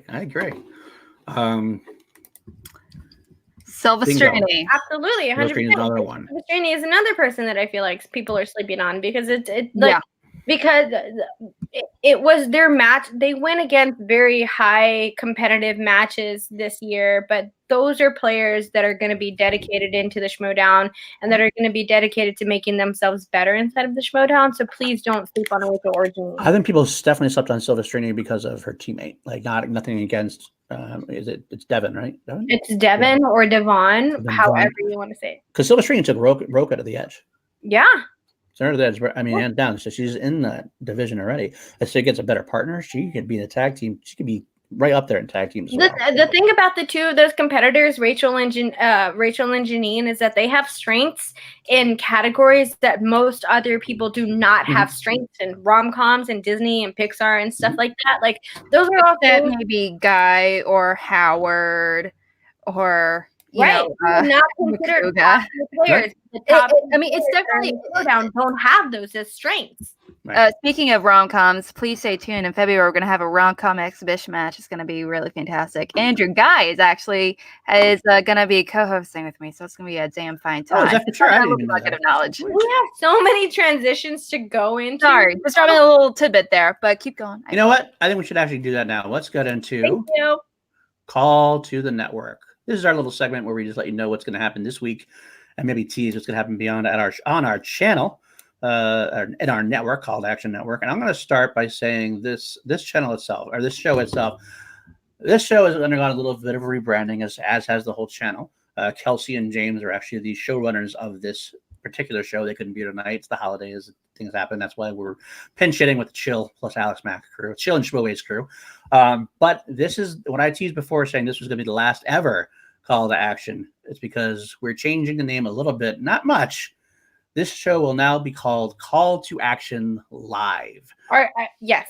Taking a cue out of SCN Live in a way a little bit, but also because when we talk about Call to Action, are we talking about the show? Are we talking about the channel? Are we talking about whatever? And people mess up Chill, Call. It gets all tossed around. This is just a way to differentiate. We have the Call to Action will be the channel. This show will now be Call to Action Live. And there's a few more things we're working on as far as that goes, as far as this show. Kelsey and James have been working tirelessly to update the show and make it be something more specific than it was before. That's why you've seen more segmented, more traditional, although we've kind of gone a little bit off the walls a little bit today with our we're not the current hosts of the show. True. So we're still winging it. They know us better than we do. So that is the first thing we'll talk about. The next thing I will mention is that we have Chilled Action, but we do not have an episode this week. We actually took the week off for the first time in, was it 16 weeks, Danie? Something like that? 15, 16 weeks, something like that? Yes, we have had, I believe, 16 episodes of Chill to Action. And thank you so much for everyone who has accepted Chill as a part of their weekly routine, because Paul and I have worked very hard on it. It has been a personal project of mine for this channel for a very long time. So, Chill is my baby. We are awesomely. I have a lot of guests in mind. We don't have guests specifically to announce yet this week because we are, again, it's holidays. We're just talking to some people. We have a lot of people we've talked to. I would love to drop some names right now that we were going to have, but Danie's not letting me. She's actually holding a gun to my head. I'm so glad you said that. No, it's a surprise. Wait until next year. We can't wait for this new season, all of that good stuff. We're So the Action is going to have a little bit of a facelift, a little bit of a change, and we're very excited for it. And we're very excited to bring it to you. I will drop that. We are also trying to expand a little. We've had a lot of pros on. We also did have our before Robert Parker was announced, we had Robert Parker on as a guest because we kind of had an inkling that might be the case. So we're gonna also try to expand and have other people on as well. Some people from the fan league, maybe some other reactors if we come. It depends on what happens. And there might be a time where Danie and I just have a show to ourselves and we interview each other. That'll probably happen when like Tom Dagnino is booked and then all of a sudden it has to go to Croatia or something that night without letting us know or something. But we'll make it do. So yes, that's chill. Yes. So again, thank you everyone for watching Chill. Chill is a part of the community. We do want Chill to be a whole thing. Thank you so much for that, AJ. For Ash. Thank you, Ash. Appreciate that. Chill is what it is, and we want to bring more people into it other than just Schmodown Pro. So we want to reach out to the community and different things like that, and we're really looking forward to doing that into the next season and the next year. So thank you all for watching. Okay, and beyond that, next episode of that, we're actually having a special. You guys should talk about this one. New Year's Eve is going to go. We're going to go down on New Year's Eve at this point. We're going to have parties going to happen. I'm not going to be here because it's not my night. It's going to be a ladies' night, New Year's Eve, starring these two. Why don't you guys talk more about that? Because I don't know anything about it. Go for it, Alex. So ladies' night. Kelsey, Danie, and I, for ladies' night, we just hang out, drink, and have fun. So we pretty much do what we already do on here. Only, sorry, DiNuzzo, you can hang out in the shadows already. And he will hang out in the shadows like you always do. But we were just thinking that none of us like really want to go out and like go through the effort of going through the whole thing. So we're going to be hanging out for New Year's Eve together because we're like each other's besties for the resties. And you know what they say, breasties before testes, ovaries before broveries, you know. It was before bro. Parks and Rec little reference there, if you get it. But it's what we're gonna do. We're just gonna hang out. We're gonna chat. We're gonna get ourselves spruced up. We're gonna doll and we're just gonna hang out. So, and there's gonna be quite a little bit of drinking as well. So we're gonna play some drinking games. We're gonna be talking about our reminiscing, talking about our favorite moments together, hanging out.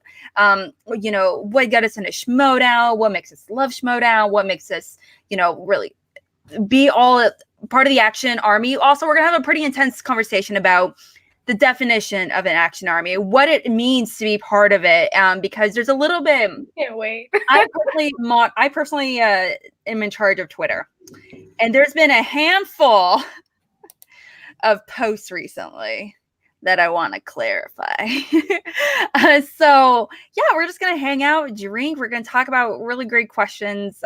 You know, going over that, and also, I mean, we can do Q&As. We can do whatever the heck you guys want. So we drink and we talk about things. So that ladies' night is going to be a lot of fun. So if you have any suggestions for drinking games, please feel free to reach out to Alex on Twitter for that specific thing. Reach out to me on Twitter for that specific thing as well. So we can have some fun because most of us are going to be just chilling, hanging out on New Year's. And we want to make sure that anyone who is not really doing anything for that specific part of the time, that we want to be inclusive and all of that stuff. So come and hang out with us on New Year's Eve. Mm-hmm. Now, we also got other shows to talk about, but 1 second first before I say, when we get to the end of this segment, we will toss to the chat for a little bit if anybody has any AMA questions, anybody wants to ask us about anything, really, Schmodown, Action Army, anything. So get your questions ready. If you want to talk to us about anything, we'll throw it up there. But let's get into our next show. Put it in the chat, and we'll go from there. Alex, the next show we're talking about, also, should you mention? Okay, so I run a little show called Schmobates that I love. I'm obsessed with my show. I love my show so much. If you're not familiar with it, it's like movie style fights only with Schmodown. We debate. We have really great, awesome conversations like we did. Paul and I did earlier about Rookie of the Year. Who should be Rookie of the Year? You have opening statements, debates, the closing statements, and yes, reminders that we need closing statements as well. But we have some really great people coming up on pretty soon. We have Zipper coming up pretty soon. We got the boys from Cinefanatics. We got the people from Late to the Party. We have so much stuff coming up here in early next year with Schmobates, and I would really urge you to come hang out and participate. I'm really, and part of the team, we're working really hard to make sure it's awesome overall. And I'm also working really hard to make sure Lucas is not part of it as well. Just want to clarify that. Wow. Because his job is just to be, the real cat dad here. I do have a quick thing to say about Ladies' Night as well. We did have a conversation with a lot of the women who are part of the Schmodown community, reactors and stuff like that. And we have decided that we're going to wait for next year to do it. But we are going to have a specific Ladies' Night that is dedicated to all of the lady reactors of the Schmodown and stuff like that. So please be on the lookout in the future for that. And anyone who is watching that I reached out to for that, please be aware we have not forgotten about it. We're really looking forward to it. Mm-hmm. I also just, I think we can, since this was actually happened in the last Schmobates, we did have a certain chairman in the chat who actually says he wants to be on Schmobates. That is in development, we'll say. I opened up a conversation. Yeah, he mentioned in the chat a few times that he wants to come hang out and be. We're not sure if he wants to co-host or be a competitor. He wants to be a competitor. I mean, it's almost like a Christian. He really likes to fight about. He wants to fight. He wants to throw down. Yeah. But a lot of the great, really, really cool, fun questions we talk about was like, who is the real low-key MVP of Spectacular? And he was like, Danielle, duh. And I was, and everyone was like, what? So it was really kind of cool to see that, and hopefully something will happen pretty soon. So who knows? That'd be awesome. So I just want to drop that, and then hopefully we'll get back to him after the holidays are over, and we'll touch base with that as well. So, is that all of our shows this week? Called Asian? Are we having a Called Asian episode this week? I don't know. It's not coming up this week, but they brand themselves as AAA. I don't know what it stands for. Not AAA, like I'll tell you what it is. We'll have to I don't know much about it. I know it's a great show, and it's got some great hosts with Dylan and Nat and whoever else they decided to have on. But so we'll definitely look forward to more of that. And of course, we also have our other show, Hotcakes, which comes up as necessary when Dylan has a hotcake to bake. He will bake it and let it loose on the chat, and so those are always fun times as well. And I'd say we're got another show that we're going to talk about, maybe another segment we're going to bring up with James, maybe involving some family stuff. We're going to talk off air, and maybe there might be a little addition to our channel as well as we go on. So we're really looking forward to 2020 and the next year. Call to Action has been a part of my life for the last 2 years.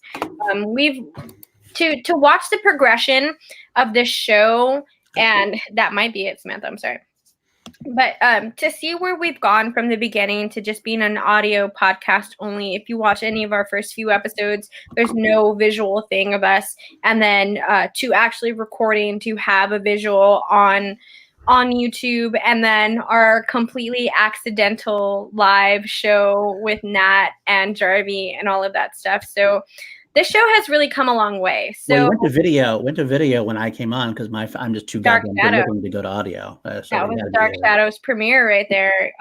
But that's a great transition into the awards, because we've worked very hard and we've dedicated a lot of our time to this channel and to this show, and to bring Schmodown content to everyone involved in the community, because we all love this community very much. We've had an ever-evolving show since the beginning. It still continues to grow, and it still continues to blow my mind about how dedicated these people who are a part of the show are to this show, and how dedicated people in this community are. I'm not gonna start crying. I won't start crying. If you start crying, I'm gonna start crying, and it's what's going to happen. But really, truly, we have genuinely worked hard. So I know that the awards are out, and we did put out a for your consideration tag, and man, y'all have no idea how much time we spend with each other, and how much time that we spend trying to develop this show to bring you the best type of Schmodown content that we can with our different types of shows. This whole channel is completely Schmodown dedicated. There's not a single thing that we do that is not Schmodown dedicated. Ladies' Night, Hotcakes, Schmobase, Chill to Action, Call to Action Live, all of it is all Schmodown content. Because I don't want to say it engulfs, but it is completely how we dedicate ourselves to this show, because the show has done a lot for us personally. I mean, I've made the best friends that I've ever had from this show, from this channel. I've met the best people that I've ever met. I've had the best time of my life this year because of this show. This year has been a completely weird roller coaster. I'm not going to start crying. This year has been a completely weird roller coaster for me. She's going to start crying. And no, stop it. And Showdown has done a lot to help and save my sanity in certain types of ways. So I just want to send a huge thank you to Christian Harloff and to Mark Ellis and to everyone on the production end of Schmodown for bringing this type of thing into our lives, because this has been the best type of awkward therapy that I needed for this year. It's been the best distraction that I could ever ask for. I've made the best friends that I could ever ask for. Robert, Texas forever.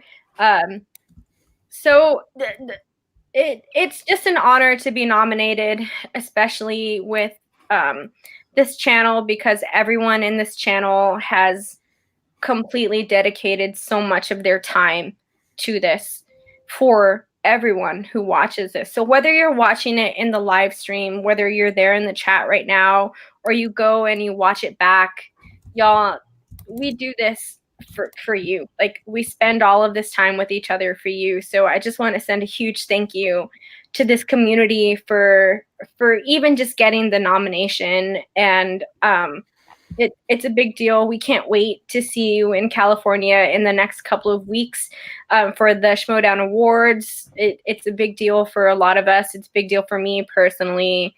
And just thanks. Thank you. Yes, I agree 110%. I also want to throw out one of our biggest fans and supporters, John Mariano, and I want to also throw out there that if you haven't watched the movie trivia face-off funtacular that he posted, 3 videos full of matches, family matches, and of course the Mariano clan, which we love the Mariano clan, and the girls have a match as well. So I will support you to go check that out. It's a lot of fun. And a little C2A cameo in there. There's a C2A cameo in there as well. True. Is there? Is there? There you go. Maybe. But no, I will just piggyback on Danie and say I love you guys too. This has been a great year and expansion. Like I joined C2A probably right at the beginning of the year, towards the beginning of the year, and you guys have become like a second family, just like the Action Army has become a second family. And our fan base, as it is, or people who watch us, our supporters, also a family. Our friends, all of our friends, John Mariano, Ed Haskell, the Cinema Fanatics, everybody. Many. It's a great community. So I want to thank Christian Harloff and Mark Ellis as well. I want to thank Ben Bateman and Andrew Ghai. Oh, 100%. I'm so sorry. Our solidified base at that point. We come off that. Just went out community in general. It's gone through some ups and downs. But even the ones we've picked on and gotten tips with online and faced John Roca, Mike Kalinowski, all those people, we had a fun time getting at each other on the Facebook page. We love you guys too, because you're a part of it. We're all a part of it. So 100%. Yeah, so Lucas is really like, that's not wrong. So I am not going to cry because I might, but you never know. I didn't. Stop it. I swear. I'm not ready for this, guys. Do not appreciate it. I wish I could be at the awards. Danie said she'll FaceTime me at the awards. If I'm allowed, if they do not take away my phone, I will absolutely 100% have Paul on FaceTime. Oh God, here's my action cat coming to play now. Okay, good. You're gonna go that way. Yay! My cat is over there. She's not trying to be in my room right now.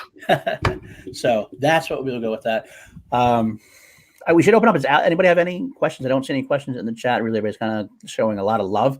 Here's one question. Have you guys picked out your fancy dresses and suits for the awards center? I do. I'm looking at it right now. I can see my dress from right here.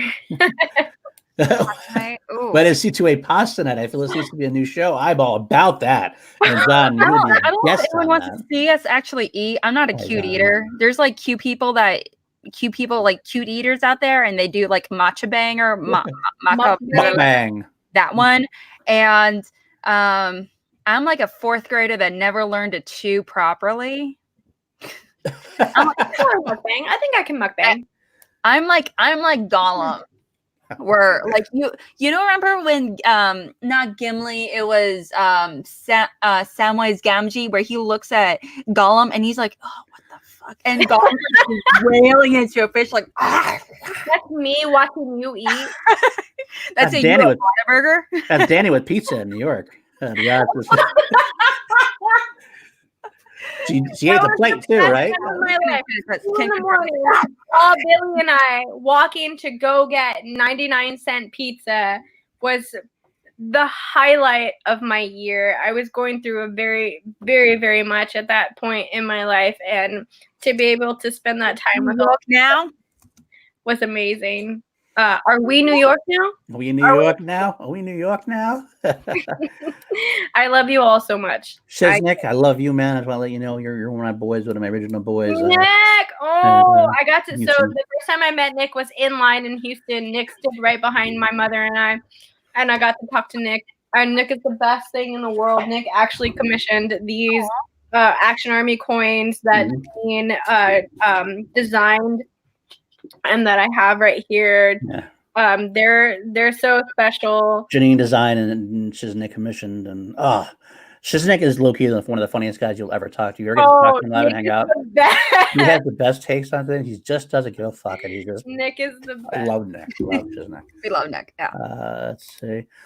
And Twitter family is the best fan community ever. I can't deny that. I will say that. Action Cats Unite. Yes, we should really have an Action Cat show. Action Cats like on camera together. I wish I could grab my cat would literally claw my arms off if I tried to pick her up. Pretty much. You do have to have a cat, I think. Another. Kelsey has a cat now. So. That's true. Kelsey has a little cat named Kylo, surprisingly, because of her thirst for Adam Driver. Who's going to be in New York and Atlanta? Okay, well, I will be in New York. So I am New York again. And Alex, are you going to Atlanta? I'm not 100% sure. I have some stuff coming up, unfortunately, and every time I ask for time, every time I see my boss, he asks me, how much time are you asking for this time? So regardless, but I'm not entirely sure. We're definitely going to be in LA for the award show, and we're going to be, but after that, we may try to go to Atlanta, but because it is only like an 8-hour drive, so we'll see what we can do. Lucas apparently is confirmed to go to Atlanta. There you go. Lucas says, even if I can't be there, Lucas will be there. So priorities. That's true. I'm going to New York. I know Billy Belford is also coming to New York, by the way, so he'll be able to go full Belford. Jake has he wasn't coming to New York, and now he is. That's a shocker there. Jake has decided to come hang out with us. I know Mike Deacon's going to be there. I think Kyle's going to be there. New York should be a lot of fun. I know that much, especially because Team Action, well, separately, they're going to be there. Ben and Drew will both be there. So that should be fun. I'm very upset that I'm missing New York and Atlanta. The company that I work for is based out of Atlanta, so it's really easy for me to go over there, but it's in February. But whatever event is going down in May, I will more than likely try to attend. So May, whatever happens, whenever it gets announced, hopefully I'll be able to be there. Eric saying, just remember, once we win that award, it's time to work even harder for next year, and that's goddamn right. We are already putting in the work for next year, y'all. We cannot wait for y'all to see this content that we have coming out and all of the changes that are coming with the channel. So thank you for being involved, and thank you for hanging out with us for sure. Indeed. Calls to Action Show where we take live calls like that could be fun. If we could manage to figure out how that would work. We're going to have to give people our personal phone numbers because we don't know how to do it on the internet. That's true. Let's see. If so, my C2A pass is great. Licking their butt. Robert, you are C2A. Center Ags are definitely C2A adjacent and C2A family in that way. Yeah, I mean, we're literally 3 hours away, Robert and Chris. Hello, we can do something. That's true. That was true. There you go. I was not eating the plate. I know how to eat pizza. It was right there. I had the phone in one hand and the pizza in the other. I could eat pizza and not a plate. Yes, John, we will, because John Mariano will also be in New York, so that's going to be a lot of fun for us. Let's see. Oh, Jeremiah is going to New York City. I almost forgot about that. I keep forgetting that because he lives in St. Louis. I don't expect him to come. Jeremiah, I'll be happy and excited to meet you in New York City. I think that's it. Do we got any more? He's trying to get to Brooklyn. Oh, good. Garth, that'd be awesome if we get to meet you there. That's great. I hope we can get to meet you there. And I think that will probably be the way we end this because it is getting close to 2 hours. We expected to go an hour. And like always, we just. I feel like a lot of people in the community can talk about Schmoedown for at least a couple of hours because we all love it and all of that stuff. But I mean, we're all only supposed to go an hour for things anyway, right? Exactly. Drinking game with watch a match with Roka. Drink every time he says, "Oh fuck." That is true. That's like one of my favorite parts about Roka. I will say that. I'll throw it in there before we leave. Every time he gets asked a question, he goes, "Oh fuck me. Oh fuck me." Oh, fuck me. That's my John Roka impression. I do, Jeremiah. I missed your question again. I will ask Jeremiah because he's asked a couple of times. And I don't know where it is what he asked. I'm going to try to find it. Is this the? Let's see. I'm trying to find. If anyone can find Jeremiah's question because I keep missing it. Jeremiah, I live in Indy. You live in Indy. Okay. First of all, that's not it. But he lives in Indy. Yeah, I knew. I didn't remember. I knew it was somewhere west of me and east of LA. I knew it was somewhere central. While you find that, or if you're still looking for it, a fun drinking game would be going back to old matches where they did not have the JTE rule and drink every time JTE asked for the question. That would okay. Maybe we should do that for ladies' night. Yeah, that's our ladies' night thing. We really hope to continue that. That would be dope. That would be really true. dope. Is that true? Oh, okay. Thank you. Okay, so Jeremiah, I guess, asked what everyone's favorite Whataburger is. You know me. I like a good old number 5. Give me a number 5. No mayonnaise, please. No mayonnaise, no mustard. They do have this awesome Whataburger sauce that they just introduced with the new crispy chicken sandwich, which is the number 10, I believe it is. And the Whataburger sauce is bomb. I don't know what's in it, but like that's what I get on my number 5 extra crispy chicken. It genuinely is. So a number 5 with no mustard, no mayonnaise, the Whataburger sauce on it, and a root beer. If it's not a root beer, it's usually a Powerade. That's usually what I get. So. Hi, Bags. Hi, Meg. Meg quickly becoming one of my favorite Action Army people. She's a sweetheart. I'm glad that she's here, even if it's for the end. Thumbs up the video, everybody. Megs is actually going to be on this Wednesday's Schmo Bay. Oh, there you go. That's right. That's right.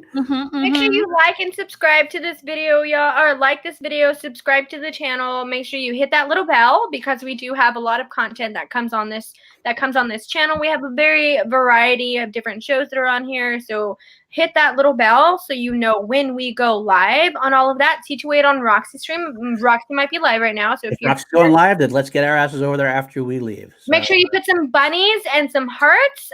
Make sure you hit that bunny emoji on the Roxy stream. Let her know that you're here from the C2A stream, from the call to action stream, so she knows where you're all coming from. We sent her that way. Do that raid. We love you all so much. We're going to start to wrap this up, right, Paul? Yeah, we would wrap this up. Alex, where can they find you? You can find me like running Twitter. In Jake is not running my Twitter anymore. Jake, what up, boo? Just kidding. We love Jake. But yeah, so I personally, 99% of the time, aside when Jake accidentally logs in or whatever it might be, I actually personally run the C2A Twitter. So if you're interacting with us on Twitter, you're interacting with me. So please definitely follow us there and check us out on our Facebook group as well. We love to do a whole bunch of stuff for our fans. We do free tickets. We do a bunch of shows. We do a lot of interactions with a lot of stuff through our Facebook page. So we would really appreciate it if you liked us there. Yeah. Okay. Danie, where can we find you? You can find me on Twitter at Danie Joy, 2 E's on my Twitter account. You can find me here every week on the Call to Action podcast. Loving y'all so much because we really do appreciate you. You can find me every Monday coming into next week with Mr. Paul DiNuzzo, my very special co-host right here, my number 1 co-host. Thanks y'all for coming in and hanging out. We love you. Hit that like button, subscribe, all of that good stuff. Paul? And you can find me at Paul_DiNuzzo. You can also find me at patreon.com/Team Action. Come join us, keep me employed, and get some great content from behind the scenes of the Schmoedown and action stuff as well, like the Commanding the Army action game, which has become a big hit. We'll talk more about that on the Patreon. And finally, I will plug one more thing for myself. Me and Richard Jarvie from Call to Action do a show every week on the Action Industries YouTube channel. We call it Class Action. This week and last week, it's all about Star Wars. We have a very special episode because Ben and Drew are away. We are allowed to play on that channel. Probably, I think I'm going to put it up on tomorrow. We have a special ranking the theatrically released live action Star Wars films. It's going to be me, Richard Jarvie, Billy Belford, and Matthew Kearns, and it goes about 2.5 hours, so it's a deep dive, but I think it's completely necessary. and it's completely lovely, and I can't wait for it. So have a good time. And that's what I'm going to say about that. And really quickly before we get out, y'all, also, you can find me and Alex at the Schmodown Awards. We will be there in California, in LA on January 11th. Make sure to come up to us and tell us hi, please. I have this weird social anxiety where I don't like to go up to people, but I am always very accepting to anyone who comes up and talks to me. So please come and tell me hi. Come tell Alex hi. Kelsey will be there. Dylan will be there. Nat will be there. We're going to be there for the awards and for the draft, and we cannot wait to see all of y'all there. So thank you so much for being a part of the show, being a part of this channel. This is the last call to action episode ever, actually, because next year we're going to be doing call live. So, next week. Yeah, of the year, Paul. Let me have my joke. Let me have my dad joke. So thank you so much, and that is all that I have. Thank you so much. Come and hang out with us in January, please. We love y'all. And we salute you. So have a great